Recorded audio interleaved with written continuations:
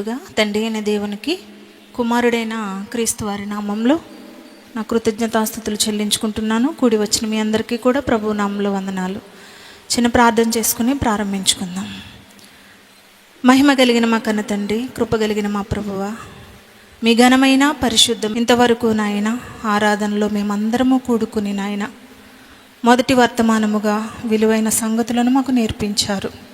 విన్న ప్రతి మాటను మా హృదయాలలో భద్రపరుచుకుని మీ మాటల ప్రకారంగా మా బ్రతుకు జీవితాలను కొనసాగించే ధన్యతను ప్రసాదించండి. మరికొద్ది నిమిషములు తండ్రి నా ద్వారా మాట్లాడుతూ ఉండగా మీ కృపా కాపుదల మాతో ఉంచి నడిపించి మా ఆత్మీయ జీవితాలకు అవసరమైన సంగతులను మాకు నేర్పించండి. వింటున్న ప్రతి మాటను అర్థం చేసుకుని ఆలోచించి ఆచరణలో పెట్టగలిగే ధన్యతను ప్రసాదించండి. వచ్చిన ప్రతి ఒక్క బిడ్డను దీవించి మా అందరినీ ఆత్మ సహాయంతో నడిపించమని, వినగలిగే చెవులు, గ్రహించే మనసును మీ పిల్లలందరికీ దయచేయమని యేసుక్రీస్తు వారి పేరట ఈ ప్రార్థన అడిగి వేడుకొంచున్నాము తండ్రి, ఆమెన్. మరి ఒకసారి అందరికీ వందనాలండి. మరి ఇంతవరకు మొదటి వర్తమానం ద్వారా ఎంతో విలువైన సంగతులు మనందరం విన్నాము. మరి కొద్ది నిమిషాలు కొన్ని మాటలు మనం వినాలని మరి ప్రభు పేరట మనవి చేస్తున్నాను. ఈరోజు దేవుడిచ్చిన మహాకృపను బట్టి, నాకు ఇచ్చిన భాగ్యాన్ని బట్టి ఒక సందర్భాన్ని మీతో పంచుకోవాలని నేను ఆశపడుతున్నాను. న్యాయవంతుడైన దేవుడు. ఏంటండి? న్యాయవంతుడైన దేవుడు, పరలోకంలో కన్నతండ్రి అయిన దేవుడు. మనందరికీ తెలుసు ఆయన ఎంత గొప్పవారో, ఎంత మహిమ గలవారో, ఎంత పరిశుద్ధుడో, ఎంత నీతిమంతుడో. దేవుని గురించి మనకు తెలిసినప్పటికీ కూడా మనము ఆయన అడుగుజాడల్లో నడవడానికి ఎందుకో ఆలోచిస్తూ ఉంటాం. ఒక సామెత చెబుతూ ఉంటారు, 6 నెలలు సహవాసం చేస్తే వారే వీరవుతారు అన్నట్టుగా. మరి ఇన్ని సంవత్సరాల మన భక్తి జీవితంలో, క్రైస్తవ జీవితంలో దేవునితో మనం సహవాసం చేస్తూ దేవునిలా మనం ఎందుకు ఉండలేకపోతున్నాము అన్న సంగతిని మనం గమనించాలి. ఎక్కువ లోకంలో ఉంటూ దేవునిని పక్కన పెడుతూ, దేవుడు న్యాయవంతుడని తెలిసినప్పటికీ, ఆయన పరిశుద్ధుడని తెలిసినప్పటికీ కూడా ఆయన అడుగు జాడల్లో బ్రతకని వారముగా మనం ఉంటున్నాము గమనించాలి. ఎందుకంటే చాలామంది కుటుంబాలలో ఏదైనా తీరని లోటు జరుగుతూ ఉన్నప్పుడు, ఇష్టమైన వారు దూరం అయిపోతున్నప్పుడు, ఏదైనా తీరని కష్టం వారికి ఎదురవుతున్నప్పుడు ఒక మాట అంటూ ఉంటారండి, దేవుడు నాకు అన్యాయం చేశాడు అన్న మాట వస్తూ ఉంటుంది. మీలో ఎవరో అనకుండా ఉండుంటారా అండి? ఏదో ఒక సందర్భంలో మన భక్తి జీవితం తొట్టిల్లిపోతూ ఉన్నప్పుడు, మనకున్న పరిస్థితులను బట్టి, బాధలను బట్టి దేవుడు నన్ను ఎందుకు గుర్తించటం లేదు, నాకెందుకు ఇంత అన్యాయం చేశారు అన్న మాటలు మన నోటి వెంబడి వస్తూ ఉంటాయి. నిజంగా చెప్పాలి అంటే అన్యాయం చేయటానికి దేవుడు మనిషి కాదండి.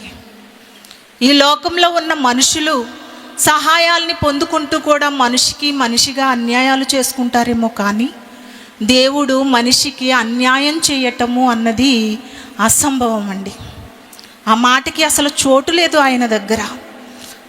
ఆయన్ని ఏడిపించిన వారిని కూడా ప్రేమించగలిగే గొప్ప మనసున్నవారండి దేవుడు. ఆయన మీద తిరుగుబాటు చేస్తున్న వారిని ప్రేమించే గొప్ప మనసున్న దేవుడు. అలాంటి వారు అన్యాయం చేశారు అన్న మాట మనం ఎలాంటి క్లిష్ట పరిస్థితుల్లోకి వెళ్ళినా కానీ ఆ మాట అనకూడదండి. అసలు పొరపాటుని కూడా ఆ మాట రాకూడదు. ఎంతోమంది ఆయన్ని ఎరుగని జనాంగమే అన్యజనులకే దేవుడు ఎంతగానో మేలు చేసినట్లుగా మనకి పరిశుద్ధ గ్రంథంలో కనిపిస్తూ ఉంటుంది. ఒక మాటను మనం చూసినట్లయితే హెబ్రీలకు వ్రాసిన పత్రిక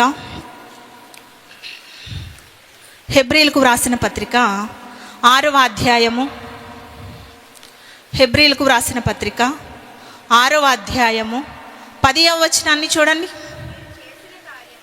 అందరూ తీశారండి? హెబ్రీలకు వ్రాసిన పత్రిక 6వ అధ్యాయము 10వ వచనం. మీరు చేసిన కార్యమును మీరు పరిశుద్ధులకు ఉపచారము చేసి ఇంకనూ ఉపచారము చేయుచుండుట చేత తన నామమును బట్టి చూపిన ప్రేమను మరుచుటకు దేవుడు అన్యాయస్తుడు కాదు. ఆయన యందు అన్యాయం లేదండి. ఆయన యందు పాపం లేదు, ఆయన యందు దుర్మార్గత లేదు అంటున్నారు. నా నిమిత్తము మీకు చేసిన పరిచర్య ఉపచారము ఏదైతే ఎవరైతే చేస్తారో వారిని మరిచిపోవటానికి దేవుడు అన్యాయస్తుడు కాదట. మనము ఎంతోమంది సేవకులకు ఉపచారం చేసి ఉండొచ్చు, ఎన్నో సత్క్రియలు చేసి ఉండొచ్చు, ఎన్నో దేవుని పనులు మనం చేసి ఉండొచ్చు. వేటిని కూడా దేవుడు మరిచిపోవటానికి అన్యాయస్తుడు కాదు. అంటే మనం చేసే ప్రతి పనిని కూడా దేవుడు జ్ఞాపకం ఉంచుకుంటారు. దానికి తగ్గ ప్రతిఫలాన్ని దేవుడు మనకి అనుగ్రహిస్తారండి. మేము ఏమి చేస్తున్నా కానీ దేవుడు మాకు ప్రతిఫలం ఇవ్వటం లేదు అని చాలామంది అనుకుంటూ ఉంటారు.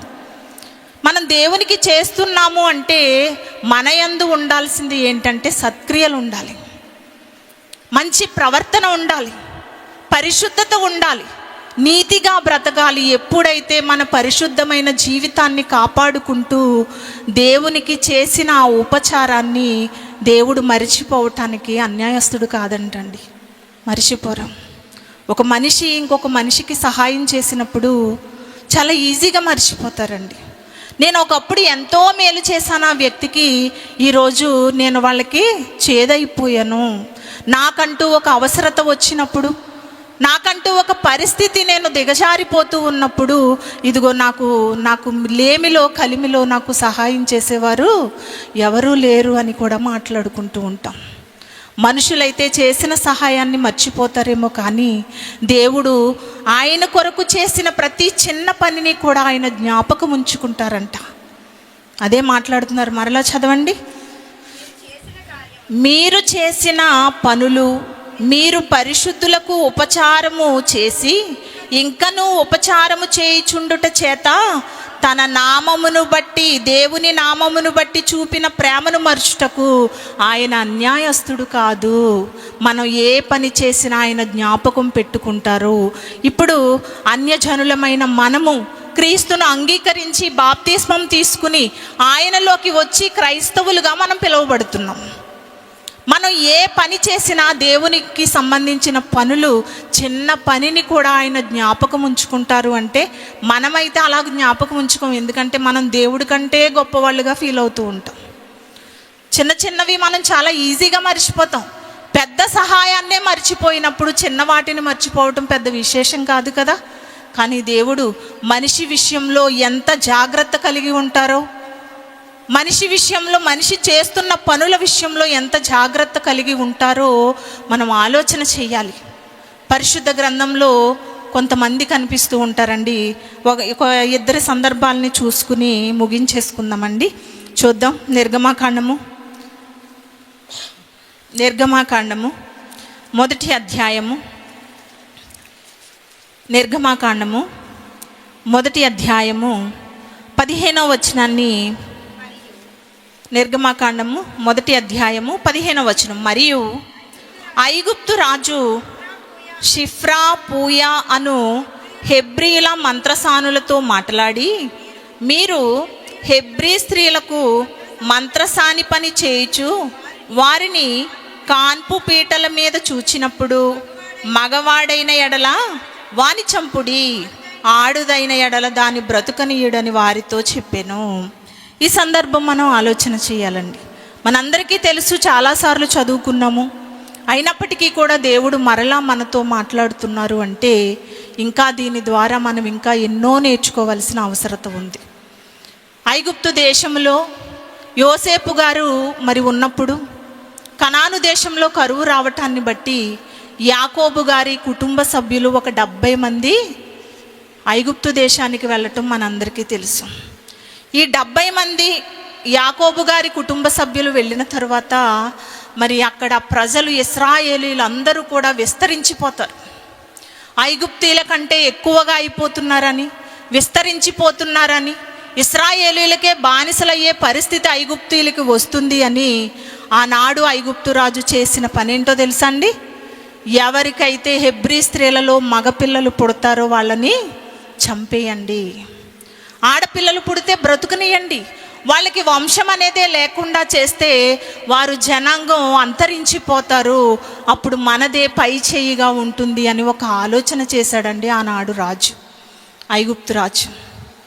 ఎప్పుడైతే ఇలాంటి పరిస్థితి కలిగి ఉన్నారో ఇక్కడ ఎంత చక్కగా హెబ్రీ స్త్రీల గురించి మాట్లాడుతూ మంత్రసానులతో మహారాజు ఏం చెప్తున్నాడు, ఎవరైనా హెబ్రీ స్త్రీలలో గర్భమున మగపిల్లలు పుడితే వారిని మీరు చంపేయాలి, ఎందుకంటే మంత్రసాని పని చేసేవారు కదా, మీరు వారికి డెలివరీ వేస్తున్నారు కదా, మీరు వెళ్ళి ఏం చేస్తారు, మగపిల్లలు పుడితే వారిని వెంటనే పొత్తిళ్లలోనే వారిని చంపేయాలి అన్న ఆలోచన చేశారండి. అప్పుడు ఈ స్త్రీలు ఏం చేస్తున్నారో మరలా చదువుతున్నాను చూడండి. ఐగుప్తు రాజు షిఫ్రా పూయాను హెబ్రీల మంత్రసానులతో మాటలాడి, మీరు హెబ్రీ స్త్రీలకు మంత్రసాని పని చేయుచు వారిని కాన్పు పీటల మీద చూచినప్పుడు మగవాడైన ఎడల వాని చంపుడి, ఆడుదైన ఎడల దాన్ని బ్రతుకనీయుడని వారితో చెప్పినప్పుడు వీళ్ళేం ఆలోచించుకుంటున్నారు, ఆనాడు రాజు ఏదైతే ఆజ్ఞ ఇచ్చారో ఆ ఆజ్ఞను పాటించటమే వీళ్ళ పనండి. రాజు ఆజ్ఞకు ఎవ్వరు కూడా వ్యతిరేకమైన పనులు చేయకూడదు, ఒకవేళ చేస్తే వారికి మరణశిక్ష. ఇవన్నీ వీళ్ళకి తెలుసు, హెబ్రీ మంత్రసానులకు తెలుసు. ఏం చేస్తున్నారు వాళ్ళు? 17వ వచనం.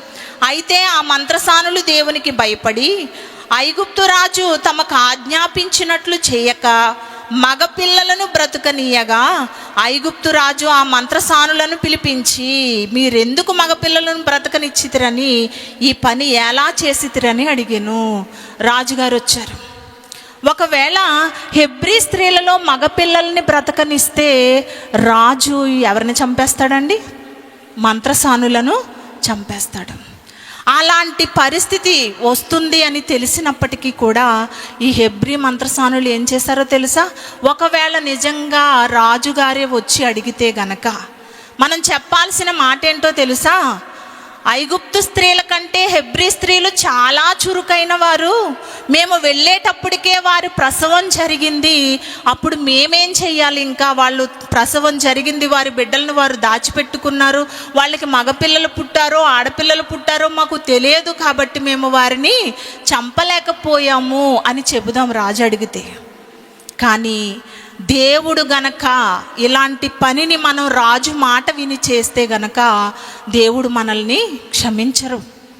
ఎందుకంటే హెబ్రీ స్త్రీలు ఆయన పిల్లలు మగబిడ్డల్ని చంపితే దేవుని దృష్టికి అన్యాయస్తులుగా మనం కనబడతాం.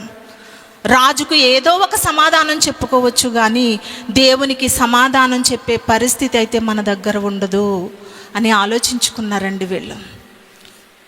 అదే మనమైతే ఏం చేస్తామండి? ప్రాణభయము ఎంత భయంకరంగా ఉంటుందో మనకు తెలుసు. ప్రాణం మీదకి వస్తుంది అన్నప్పుడు మనం ఎంతకైనా దిగజారిపోతూ ఉంటారు.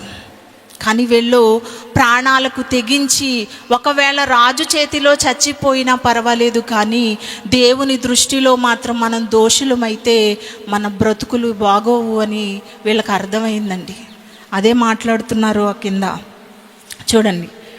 దేవుడు ఆ మంత్రసానులకు 19వ వచనం, అందుకు ఆ మంత్రసానులు హెబ్రీ స్త్రీలు ఐగుప్తు స్త్రీల వంటి వారు కారు, వారు చురుకైన వారు, మంత్రసాని వారి యొద్దకు వెళ్ళక మునిపే వారు ప్రసవించి ఉందురని ఫరోతో చెప్పిరి. అప్పుడు దేవుడు గురించి మాట్లాడుతున్నారు. దేవుడు ఆ మంత్రసానులకు మేలు చేసెను, ఆ జనము విస్తరించి మిక్కిలి ప్రబలెను. ఆ మంత్రసానులు దేవునికి భయపడినందున ఆయన వారికి వంశాభివృద్ధి కలుగజేసెను. ఇంతకీ ఏం చేశారు వీళ్ళు చేసిన సహాయము, వీరు చేసిన మేలు చాలా చిన్నది. అవునా అండి?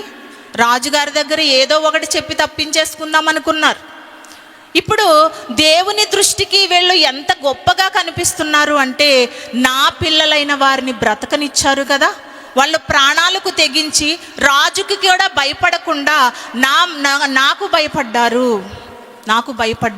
నాకు భయపడ్డారు కాబట్టే నేను వారికి చేసే మేలు ఎలా ఉంటుందో తెలుసా? వారి వంశాన్ని అభివృద్ధి పరుస్తానంటున్నారు, విస్తరింపచేస్తారట. వంశాభివృద్ధి నిజంగా కుటుంబాలని బట్టి వారి సంతతిని బట్టి గర్వంగా మనం బయట గొప్పలు చెప్పుకుంటూ ఉంటాం. అదిగో 10 మంది సంతానం కలిగిన వారు, పెద్ద పెద్ద కుటుంబము అంటే ఒక గౌరవ ప్రతిష్టలు కలిగి ఉంటుంది సమాజంలో. అలాగే ఈ హెబ్రీ మంత్రసానుల కుటుంబాలు కూడా విస్తరింప చేస్తాను అన్నాడు. అంటే దేవుడు చేసిన మేలు చిన్నదైతే ఎంత పెద్ద ప్రతిఫలాన్ని పొందుకున్నారు హెబ్రీ మంత్రసానులు. అంటే ఒక అన్య జనాంగమైన వారిని కూడా దేవుడు విడిచిపెట్టడం లేదు. దేవుని కొరకు ఎవరైతే బ్రతుకుతున్నారో, దేవుని కొరకు ఏదైనా ఒక చిన్న పనిని చేస్తే దానిని జ్ఞాపకం ఉంచుకుంటున్నారు అంటే దేవుడు అన్యాయం చేయటానికి ఆయన మనిషి కాదు కదా. న్యాయవంతుడైన దేవుడు చిన్న వాటికి కూడా నేను గుర్తు పెట్టుకుంటాను, నేను వారికి సహాయం చేస్తాను, నేను వారిని మరిచిపోను అని మాట్లాడుతున్నారు దేవుడు. మనమైతే మర్చిపోతామండి. మనం ఎన్ని దేవుని మాటలు వింటున్నా, ఎంత నీతి యథార్థతలు మనం కలిగి ఉన్నప్పటికీ కూడా ఏదో ఒక సమయంలో మనం మన నీతి నుండి తప్పిపోతూ ఉంటాం. మనుషుల విషయంలో మనం అన్యాయం చేసేవారుగా ఉంటాము. కానీ దేవునిని కలిగిన మనము ఏ విషయాలలో కూడా అన్యాయం చేయటానికి వీల్లేదు. ఆయన మాటలు మనకు అవే నేర్పిస్తున్నాయి. ఎన్ని మాటలు వింటున్నా మన జీవితాలలో మార్పు రాకపోతే ఇంకా ఏం చెబితే మనిషి మారుతాడు చెప్పండి? ఏం చెబితే మారుతారు? రాజుకి భయపడలేదు, దేవునికి భయపడ్డారు. దేవునికి చాలా నచ్చింది మంత్రసానుల విషయంలో. వారి వంశాభివృద్ధి విస్తరించిపోయింది. అంటే దేవుడు ఎంత గొప్ప మేలు చేశారో మంత్రసానుల విషయంలో మనం ఆలోచించాలి. మరొక సందర్భంలో కూడా మనకి కనిపిస్తుంది. చూడండి ఒక మాట, యెహోషువ గ్రంథము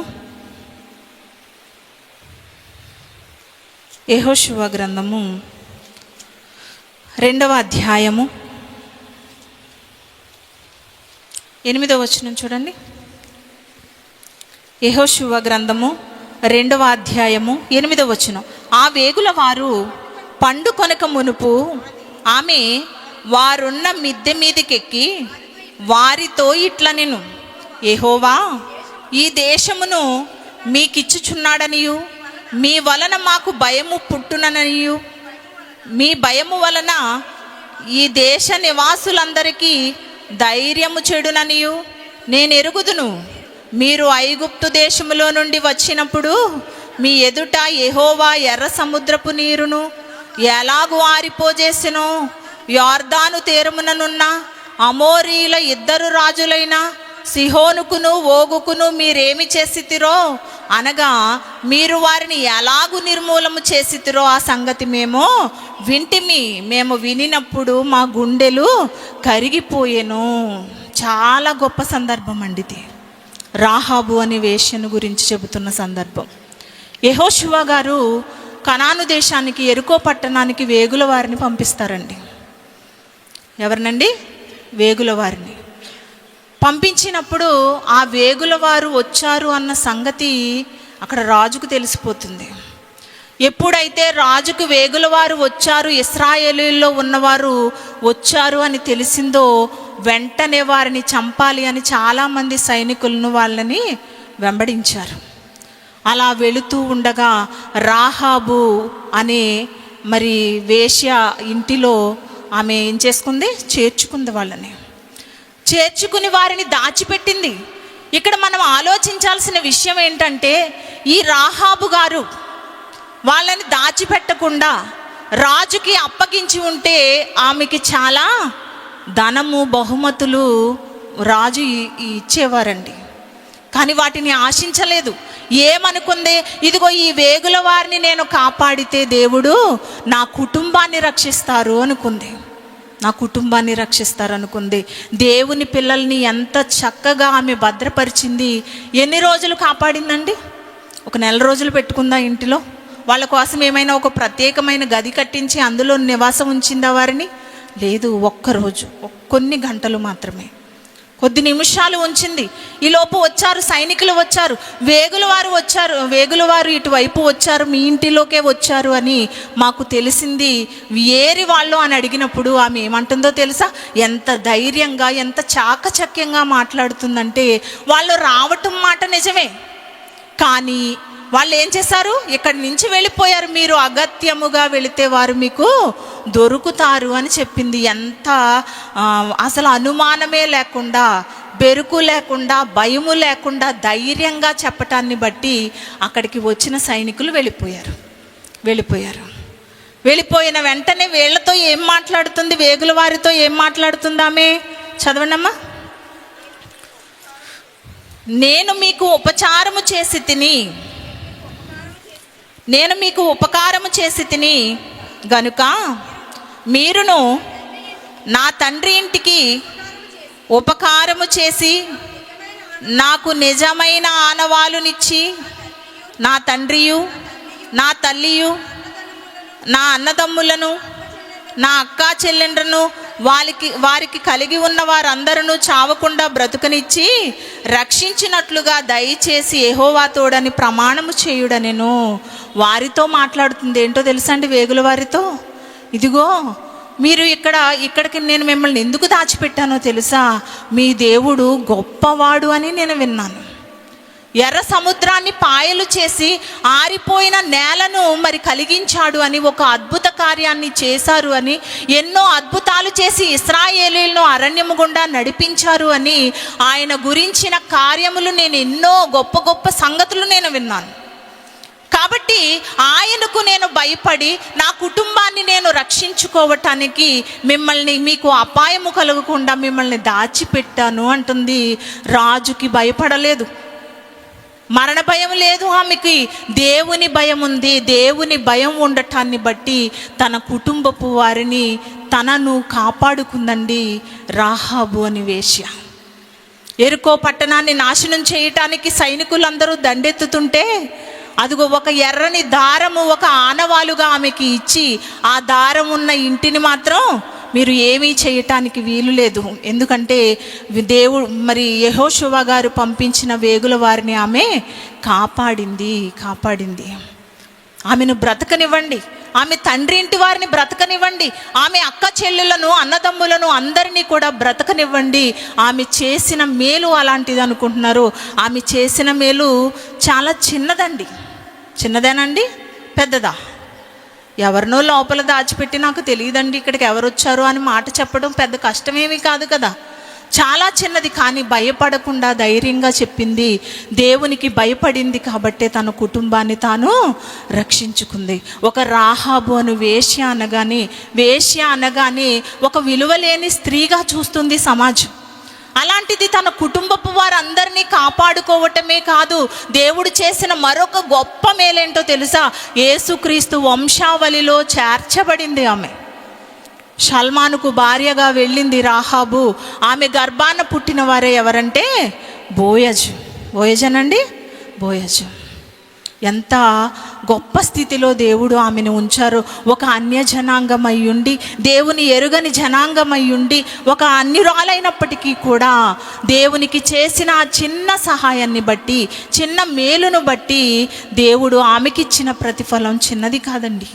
క్రీస్తు వంశావళిలోకి చేర్చబడి ఒక వేశ్యే నీతిమంతురాలుగా మార్చబడింది అంటే దేవుడు ఎంత గొప్పగా ఆమె జీవితాన్ని సమాజానికి చూపించారో అన్న సంగతిని మనం అర్థం చేసుకోవాలి. ఒక అన్యజనుల సహితము వారు చేస్తున్న చిన్న చిన్న మేలులనే దేవుడు జ్ఞాపకం పెట్టుకుంటున్నప్పుడు, క్రైస్తవులమైన మనము దేవుని కొరకు చేసిన పనులను జ్ఞాపకం పెట్టుకోరా? మనుషులు చూడాలని చేస్తూ ఉంటారు చాలామంది. అవసరం లేదండి, మనుషులు చూడాలని ఏ పని కూడా చేసినా అది దేవుని సన్నిధికి వెళ్ళదు. మనం చేసే పని ఎక్కడికి వెళ్ళాలండి? దేవుని సన్నిధికి వెళ్ళాలి. మనకు తెలుసు కొర్నేలి భక్తుడు, ఆయన చేసిన ధర్మ కార్యాలని గురించి ఆయన చెప్పుకోలేదు, కానీ ఆ ధర్మ కార్యాలని దేవుడు చూశారు. ఆయన సన్నిధికి వెళ్ళిపోయి అంట ఆయన చేసిన ధర్మ కార్యాలు మనుషులలో కనిపించాలని, వారి దగ్గర గొప్పలు ఘనతలు పొందుకోవాలని ఎన్నో ప్రయత్నాలు చేస్తూ ఉంటారు. కానీ అవేమీ అవసరత లేదండి, దేవునికి తెలిస్తే చాలు. ఎందుకంటే ప్రతిఫలం ఇచ్చేది ఆయన కొరకు, ఆయన ఇచ్చే ప్రతిఫలం కొరకు, ఆయన ఇచ్చే బహుమానం కొరకు మనం ఎదురు చూడాలి తప్ప మరి మనుషులు ఏమిస్తారండి ప్రతిఫలం? అవసరమైతే చాలా బాగా చేసామని ఒక పొగడ్తను బట్టి మనకి ఏమీ ఒరిగేది లేదు కదా. అదే దేవుడు చూడాలని చేస్తే మనకిచ్చే ప్రతిఫలం చిన్నది కాదండి. మనం చేసే చిన్న పనులకు కూడా మనం చేయగలిగినవే దేవుడు మనల్ని చేయమంటున్నారండి. మనం చేయలేని పనులు ఆయన మనకు అప్పగించటం లేదు. చూడండి ఒక మాట,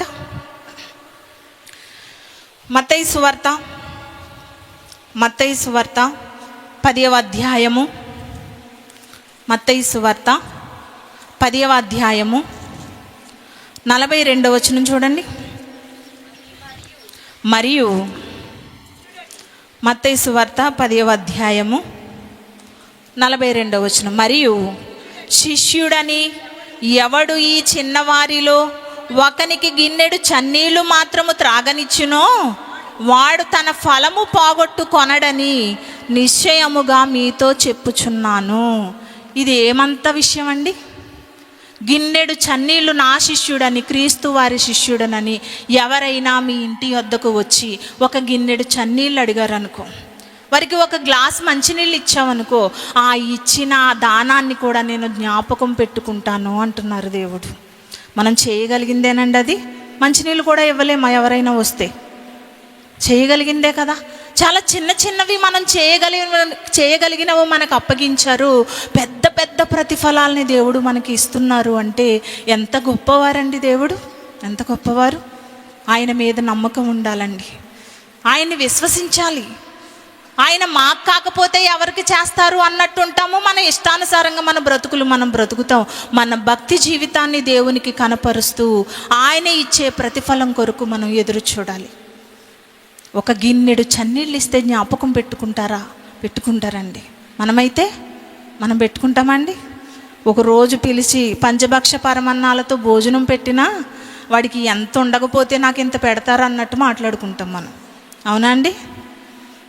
ఏదో ఒక స్టోరీ ఉంటుందండి. ఒక గుడ్డివాడట పాపం ఇడ్లీ హోటల్కి వెళ్ళాడట. హోటల్లో ఇడ్లీ వేసడం, పాపం ఆకలితో వచ్చాడు కదా, అడుక్కునేవాడు. కడుపు మాడిపోయి ఉంది, ఎప్పుడు తిన్నాడో ఏమో అని ఒక 5-6 ఇడ్లీ వేశాడట. వాడేమనుకున్నాడు, ధర్మాత్ముడు చాలా చక్కగా పెట్టాడు, కడుపు నిండింది నాకు అనుకోలేదు. నాకే 6 ఇడ్లీ పెట్టాడంటే వీడు ఎన్ని తిన్నాడో అనుకున్నాడంట. ఇలా అనుకునే వాళ్ళే ఉంటారండి ఎక్కువ. ఒక గిన్నెడు చన్నీళ్ళు ఇస్తే నా నిమిత్తము ఎవరైనా మీ గడప తొక్కి కొద్దిగా మంచినీళ్ళు ఇమ్మంటే ఆ మంచినీళ్ళు మీరు ఇచ్చినప్పుడు వారిని నేను జ్ఞాపకం పెట్టుకుంటాను. నాకు చేసిన ఉపచారం అది. నా బిడ్డలకు చేసిన ఉపచారముగా, నా బిడ్డలకు చేసిన పరిచర్యగా నేను జ్ఞాపకం పెట్టుకుంటాను అంటున్నారు. అంటే దేవుని పిల్లలైన వారికి మనం ఏదైనా చిన్న పని చేస్తే ఆ పని దేవునికే చేసినట్లుగా భావించుకుంటారండి. భావించుకుంటారు. మనం ఎప్పుడైనా సరే దేవుని పిల్లలు ఎవరు వచ్చినా సరే మనకి లేకపోయినా వారి కడుపు చూడాలి అన్న ఆలోచన కలిగి ఉండాలండి. దేవుడు మనకు అదే నేర్పిస్తున్నారు. చూద్దాం, మరొక మాట చూద్దాం. కొలస్సీలకు వ్రాసిన పత్రిక.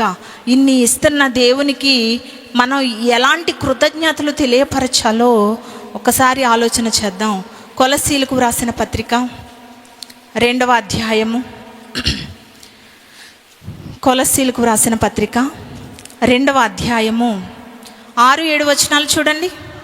కావున మీరు ప్రభువైన క్రీస్తు యేసును అంగీకరించిన విధముగా ఆయన యందు వేరుపారైన వారై ఇంటి వలె కట్టబడుచు మీరు నేర్చుకొనిన ప్రకారముగా విశ్వాసమందు స్థిరపరచబడుచు కృతజ్ఞతాస్తుతులు చెల్లించుట యందు విస్తరించుచు ఆయన యందుండి నడుచుకొనుడి.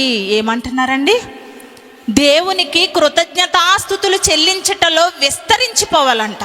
ఎప్పుడెప్పుడు చెబుతాం మనం కృతజ్ఞతలు? మనకి ఏదైనా మేలు జరిగితే చెబుతాం. అవునండి? మన కుటుంబాలలో ఏదైనా ఒక సంతోషకరమైన వార్త ఏదన్నా ఉంటే దేవునికి కృతజ్ఞతలు చెబుతాం. ఏదైనా ఒక ఉద్యోగం వచ్చిందనుకో కృతజ్ఞతలు చెబుతాం. లేదంటే ఏదైనా ఒక సహాయం, పంట చేతికి వచ్చిందనుకో కృతజ్ఞతలు చెప్తాం. చిన్న చిన్న వాటికి మనం కృతజ్ఞతలు చెబుతాం. కానీ ఎల్లప్పుడూ 24 గంటలు ఆయనకు కృతజ్ఞతాస్తుతులు చెల్లించేవారుగా మనం ఉండాలంట. ప్రతి సందర్భంలో తండ్రి నన్ను బ్రతికిస్తున్నావు కదా నాయనా, నాకు ఈ ప్రకృతిని ఇచ్చావు కదా నాయనా, ఈ ప్రకృతిలో ఎన్నో అవసరతలు నాకు తీరుస్తున్నావు, నాకు ఎన్నో వాటిని నాకు అనుగ్రహించావు, నాకు ఏ లోటు చేయలేదు కదా నాయనా. మన ఊపిరి పీల్చుకుంటున్న ప్రతిసారి దేవునికి కృతజ్ఞతాస్తుతులు చెల్లించాలి. గాలిని ఏమైనా మనం కొనుక్కుంటున్నామా అండి? కొనుక్కుంటున్నామా? కొనుక్కోకుండానే గాలిని ఫ్రీగా ఇచ్చేశాడండి దేవుడు. సూర్యరశ్మిని ఫ్రీగా ఇచ్చారు ఆయన. పంటల్ని పండిస్తున్నారు, భూమికి సారాన్ని కల్పించారు, మన కడుపులు నింపుతున్నారు, మనకి దాహానికి నీళ్లు, దేనికి లోటు లేదండి. అసలు సమృద్ధిగా ఆహారం తింటున్నాము అంటే ఆయన మనకిచ్చిన గొప్ప వరం అండి అది. కానీ ఇన్ని పొందుకుంటున్న మనము దేవునికి కృతజ్ఞతలు, ఇంకా ఏదో గొప్ప మేలు జరిగితేనే తప్ప ఆయనకి కృతజ్ఞతాస్తుతులు మనము చెల్లించము. కానీ ఆయన మాత్రం నా పిల్లలు ఏదైనా నా నిమిత్తం చిన్న పని చేస్తే వాళ్ళకి నేను ప్రతిఫలం ఇచ్చేస్తాను, వారిని నేను జ్ఞాపకం పెట్టుకుంటాను. వారికి నేను జ్ఞాపకం ఉండనేమో, కానీ నా బిడ్డలు నాకు జ్ఞాపకం ఉంటారు. ఒక తండ్రి బిడ్డల్ని మర్చిపోరండి, పిల్లలు మర్చిపోతారు తల్లిదండ్రుల్ని. ఇందాక చెప్పారు కదా, తల్లి ప్రాణాలకు తెగించి నిజంగా తన భర్తను పోగొట్టుకుంది, తన బిడ్డ కావాలి అనుకుంది. మరి అంతటి గొప్ప త్యాగం చేసిన తల్లికి చేసిన మరి మేలేంటండి? ఆ కుమారుడు తల్లిని పట్టించుకోకపోవటమా, అలా ఒంటరిగా వదిలేయటమా? ఒకానొక సమయం వచ్చేసరికి, రెక్కలు వచ్చేసరికి తల్లిదండ్రులు పిల్లలకు భారమైపోతారు. కానీ దేవుడు తన బిడ్డల్ని భారంగా ఫీల్ అవ్వటం లేదు. ఎంత క్షోభ పెట్టినా, ఎంత దుఃఖపరుస్తున్నా, ఎంత బాధ పెడుతున్నా నా పిల్లలు నాకు కావాలి, నా దగ్గరికి రావాలి, ఎంత ఎదురు చూస్తున్నారండి దేవుడు, ఎంత ఎదురు చూస్తున్నారు. ఆయన బాధను అర్థం చేసుకోలేకపోతున్నాం. ఏదైనా చిన్న వస్తువు మనం పక్కింటి నుంచి తెచ్చుకుంటేనే మనం థ్యాంక్స్ చెప్తాం. మనం ఒక కరివేపాకు రెమ్మ తెచ్చుకుంటే థ్యాంక్స్ చెప్తామండి. స్కూల్లో పిల్లలు ఒక పెన్సిల్ కానీ పెన్ను కానీ పక్కవాడి దగ్గర తీసుకుంటే థ్యాంక్స్ చెప్తారు. చిన్న చిన్న వాటికే మనుషులకి మనం కృతజ్ఞత కలిగి ఉంటున్నప్పుడు మరి ఇంత గొప్ప ప్రకృతిని దేవుడు మనకు అనుగ్రహించి ఇంత సంతోషంగా ఆనందంగా మనల్ని పెంచి పోషిస్తున్న ఆయనకు మనం కృతజ్ఞతలు చెప్పటం విషయంలో మన జీవితం సరిపోదండి, అసలు సరిపోదు. ఆయన రుణాన్ని మనం బ్రతికుండగా మనం తీర్చుకోలేమండి. అంత గొప్ప కృతజ్ఞత వచనాన్ని మనం కలిగి ఉండాలి దేవుని పట్ల. మరి అలా కలిగి ఉంటున్నామా అండి? ఇంకా ఏమంటున్నారు? ఇంకొక మాట చూసుకుని ముగించుకుందాం. మత్తయి సువార్త 25వ అధ్యాయము. మత్తయి సువార్త 25వ అధ్యాయము 35వ వచనం చూడండి. మత్తయి సువార్త 25వ అధ్యాయము 35వ వచనం. నేను ఆకలిగొంటిని, మీరు నాకు భోజనము పెట్టితిరి, దప్పికొంటిని, నాకు దాహమిచ్చితిరి, పరదేశినై ఉంటిని, నన్ను చేర్చుకుంటిరి, దిగంబరినై ఉంటిని, నాకు బట్టలు ఇచ్చితిరి, రోగినై ఉంటిని, నన్ను చూడవచ్చితిరి, చెరసాలలో ఉంటిని, నా యొద్దకు వచ్చితిరని చెప్పును. ఎంతకీ యేసుక్రీస్తు వారు మాట్లాడుతున్నారండి. మీరు ఎంత గొప్ప పనులు చేశారో తెలుసా నా విషయంలో? నేను ఆకలిగా ఉన్నప్పుడు నాకు భోజనం పెట్టారు, నేను దప్పికతో ఉన్నప్పుడు నా దాహాన్ని తీర్చారు, నేను దిగంబరిగా ఉన్నప్పుడు నాకు వస్త్రాలు ఇచ్చారు, నేను కష్టంలో ఉన్నప్పుడు, నేను చెరసాలలో ఉన్నప్పుడు నన్ను చేర్చుకున్నారు. అంటే ఇన్ని పనులు చేశారు అని వారితో, నీతిమంతులతో మాట్లాడుతుంటే వాళ్ళేమంటున్నారో తెలుసా? వాళ్ళేమంటున్నారు? అందుకు నీతిమంతులు, ప్రభువా, ఎప్పుడు నీవు ఆకలిగొని ఉండుట చూచి నీకు ఆహారం ఇచ్చితిమి, నీవు దప్పిగొని ఉండుట చూచి ఎప్పుడు దాహం ఇచ్చితిమి, ఎప్పుడు పరదేశినై ఉండుట చూచి నిన్ను చేర్చుకొంటిమి, దిగంబరివై ఉన్నప్పుడు చూసి నీకు బట్టలు ఇచ్చితిమి, ఎప్పుడు రోగంలో ఉన్నప్పుడు నిన్ను చేర్చుకున్నాము, చెరసాలలో ఎప్పుడున్నారు, ఎప్పుడు మిమ్మల్ని చేర్చుకున్నాము. వీళ్ళు మర్చిపోయారండి. యేసుక్రీస్తు వారు ఆయన పొందుకున్న మేలులు, శిష్యులను బట్టి, నీతిమంతులను బట్టి పొందుకున్న మేలులు చేసిన వారు మర్చిపోయారు. కానీ చేయించుకున్న వారు మాత్రం జ్ఞాపకం పెట్టుకున్నారు. యేసుక్రీస్తు వారికి గుర్తుంది, నేను ఆకలిగా ఉన్నప్పుడు నాకు ఆహారం పెట్టారు కదా, నాకు దాహాన్ని ఇచ్చారు కదా, నాకు వస్త్రాలను ఇచ్చారు కదా, నేను చెరసాల్లో ఉన్నప్పుడు నాకు అండగా నిలబడ్డారు కదా, నాకు తోడుగా ఉన్నారు కదా మీరు ప్రతి సందర్భంలో. అంటే వీళ్ళు అంటున్నారు, మేము ఎప్పుడు చేసామయ్యా ఇవన్నీ? మీకు ఎప్పుడు బట్టలు ఇచ్చాము, ఎప్పుడు దాహానికి నీళ్ళు ఇచ్చాము, ఎప్పుడు ఆహారం పెట్టాము, ఎప్పుడు మిమ్మల్ని చేర్చుకున్నాము అంటే అప్పుడు యేసుక్రీస్తు వారు అంటున్నారు, కిందకి చూడండి. అందుకు రాజు, మిక్కిలి అల్పులైన ఈ నా సహోదరులలో ఒకనికి మీరు చేసితిరి గనుక నాకు చేసితిరా నేను, గనుక నిశ్చయముగా మీతో చెప్పుచున్నాను నేను. అంటే నాకు చేయలేదు మీరు డైరెక్ట్గా, నా నిమిత్తము అల్పులైన వారికి, కలిమిలో ఉన్నవారికి, లేమిలో ఉన్నవారికి చేశారు కదా మీరు. వారికి చేస్తే నాకు చేసినట్టే. వాటిని నేను జ్ఞాపకం ఉంచుకుంటాను, వాటిని మరిచిపోను. మీరు నా నిమిత్తము ఏదైనా చిన్న సహాయము లేని వారికి, కలిమిలో ఉన్న వారికి చేస్తే దానిని నేను జ్ఞాపకం ఉంచుకుంటాను అని మాట్లాడుతున్నారు. ఆయన నిమిత్తం ఏదైనా ఎవరికైనా చేస్తేనే గుర్తు పెట్టుకుంటున్నప్పుడు ఆయనకే చేస్తే మనకి మహాసభల్లో ఎన్నో పనులు ఉంటాయండి. చాలా సంతోషంగా, ఆరాటంగా, ఆనందంగా దేవుడు చూడాలి అని చేసేవాళ్ళు చాలామంది ఉంటారు. మనుషుల్లో కనిపించాలనుకున్న వారు కూడా లేకపోలేదండి, వారు కూడా ఉంటారు. కానీ దేవుని దగ్గర నుంచి ప్రతిఫలము రావాలి అంటే దేవుడు చూస్తే చాలు అన్న ఆలోచన కలిగి ఉండాలి. చిన్న వాటిని చేసి పెద్ద ప్రతిఫలం కోసం మనం ఎదురు చూస్తున్నాం కదా. కానీ ఆయన మాత్రం, మనము ఏం గుర్తుపెట్టుకోవాలండి? మనం ఏం గుర్తుపెట్టుకుంటామో తెలుసా? మనం ఏం అడగాలో గుర్తుపెట్టుకుంటాం. మోకరించిన ఆయన నాకు అది కావాలి, ఇది కావాలి, నా బిడ్డకు పెళ్లి జరగాలి, నా కుమారుడికి ఉద్యోగం రావాలి, లేకపోతే మాకు ఇంత ఆస్తి కలిసి రావాలి, ఇలా ప్రార్థనలు చేసుకుంటాం. భౌతిక శరీరానికి సంబంధించిన ప్రార్థనలు చేసుకుంటూ ఉంటాం. భౌతిక శరీరానికి సంబంధించిన అవసరాలని దేవుడిని అడుగుతూ ఉంటాం. కానీ ఇవి కాదండి మనం జ్ఞాపకం పెట్టుకుని అడగాల్సింది. ఆయన చేసిన, మన జీవితాలలో చేసిన అద్భుత కార్యాలని మనం జ్ఞాపకం ఉంచుకుంటాం. అలాగా దేవుడు ఇదిగో నాకు ఈ మేలు చేశారు, ఈ మేలును బట్టి ఆయన నేను మరిచిపోకూడదు. నా జీవితాంతం ఆయన్ని జ్ఞాపకం పెట్టుకోవాలి. నా జీవితాంతం ఆయన కొరకు బ్రతకాలి అన్న ఆలోచన ఎవరికి కలుగుతుంది చెప్పండి? ఆయన చేసిన అద్భుత కార్యాలు పొందుకున్నప్పుడు మనకి ఆనందం ఉన్నా తర్వాత మరలా మర్చిపోతాం. అందుకే లోకానుసారంగా మరలా బ్రతుకుతూ ఉంటాం. చావు బ్రతుకులకు వెళ్ళిపోయిన వారు, మరి వారు కాపాడబడి ఆరోగ్యవంతుడుగా తిరిగి వచ్చినప్పుడు దేవుడు లేకపోతే గనక, ఆయన మేలు చేయకపోతే గనక నేను ఈరోజు బ్రతికి ఉండకపోదును అన్న మాటలే మరలా కొద్ది రోజులకు మరలా ఏమైపోతారు? దేవుణ్ణి పక్కన పెట్టేస్తారు. మరలా వీరి జీవితం వీళ్ళదే, వీళ్ళ బ్రతుకు వీళ్ళదే, వీరి ఇష్టం వీళ్ళదే. దేవుణ్ణి అసలు దేవుడే మాకు సంబంధం లేదు, ఆయన మాకు ఏమీ చేయలేదు అన్నట్టుగా వాళ్ళ బ్రతుకులను చూపిస్తూ ఉంటారు. చేసినప్పుడే కాదండి గుర్తు పెట్టుకోవడం, చచ్చేంత వరకు మనం జ్ఞాపకం ఉంచుకోవాలి ఆయన చేస్తున్న మేలులు. ఆయన చేసిన మేలు, గొప్ప మేలు ఏంటంటే మనల్ని ఇంకా బ్రతికి ఉంచారు. అంటే బ్రతికి ఉంచడం పెద్ద విశేషం కాదండి. బ్రతికి ఉంచారు అంటే ఒక అవకాశాన్ని ఇచ్చారు మనకి పరలోకానికి వెళ్ళటానికి. ఈ క్షణమే మనం చచ్చిపోతే ఎక్కడికి వెళ్ళిపోతామండి? ఇదిగో నాయన, మరొక రోజు నీకు అవకాశం ఇస్తున్నాను, నా కోసం బ్రతుకుతావా? ఆ రోజు అయిపోతుంది, మరొక రోజు ఇస్తాను నాయన, నా కోసం బ్రతుకుతావా?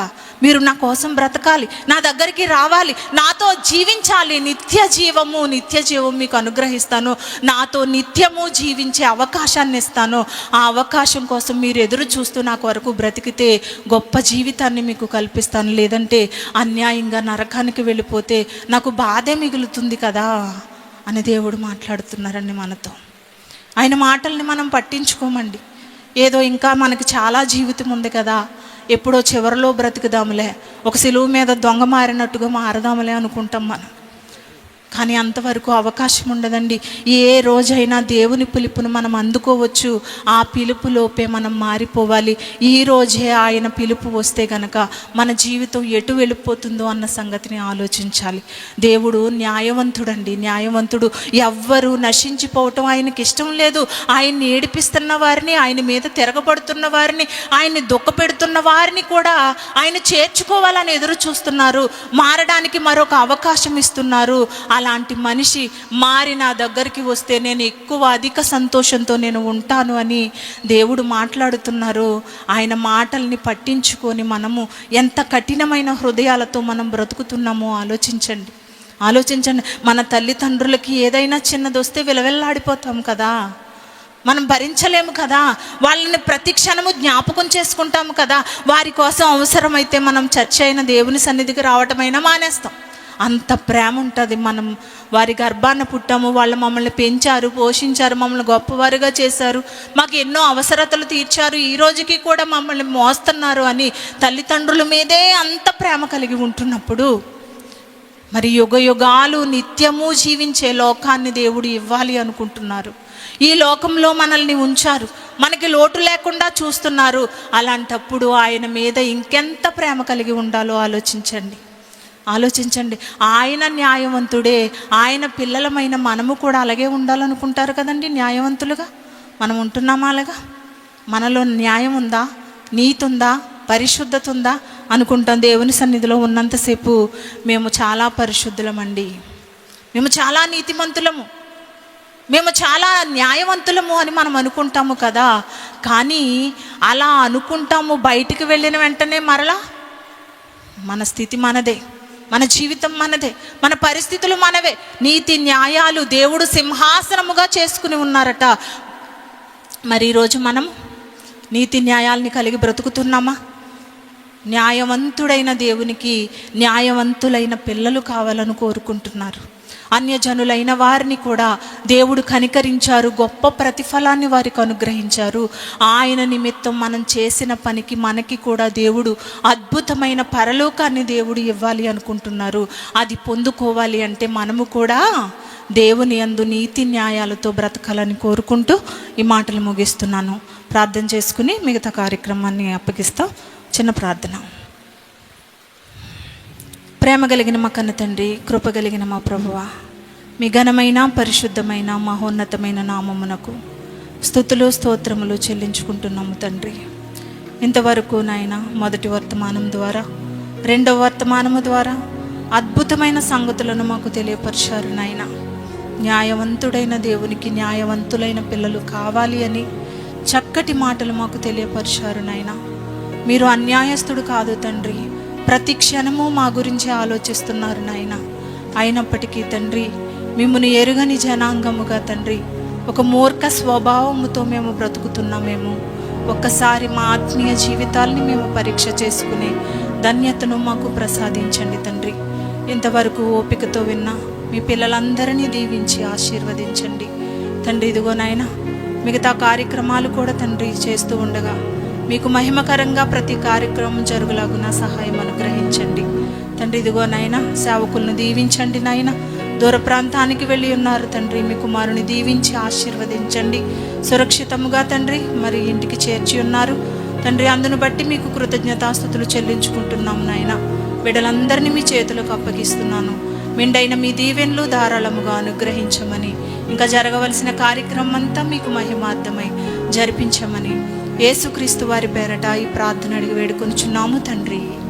ఆమెన్.